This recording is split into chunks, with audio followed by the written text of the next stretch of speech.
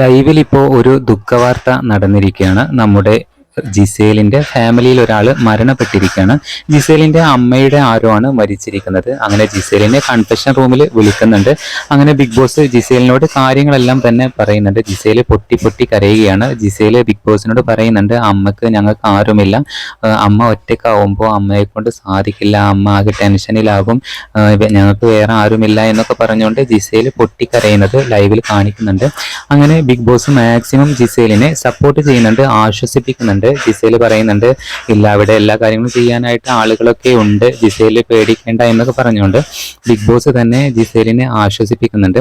ഒരു പക്ഷേ ജിസേലിനെ ഇപ്പോൾ ഷോ കിറ്റ് ചെയ്ത് അങ്ങോട്ടേക്ക് പോകുന്ന കാര്യം അത്ര പോസിബിൾ അല്ല എന്നാണ് വാർത്തകളൊക്കെ വരുന്നത്. സുഖമില്ലാതെ കിടക്കുന്ന ആളായിരുന്നു, അതുകൊണ്ട് പെട്ടെന്ന് തന്നെ ചടങ്ങുകളൊക്കെ നടക്കും എന്നൊക്കെയാണ് പറയുന്നത്. എന്തായാലും ജിസേല് വളരെയധികം വിഷമത്തോടെയാണ് ഇപ്പോൾ കൺഫെഷൻ റൂമിൽ ഇരിക്കുന്നത്. എന്തായാലും ബിഗ് ബോസ് ലൈവിൽ ഇപ്പോൾ വളരെ ദുഃഖകരമായിട്ടുള്ള ഒരു കാര്യങ്ങളാണ് ഇപ്പോൾ ബിഗ് ബോസ് ലൈവിൽ നടന്നുകൊണ്ടിരിക്കുന്നത്.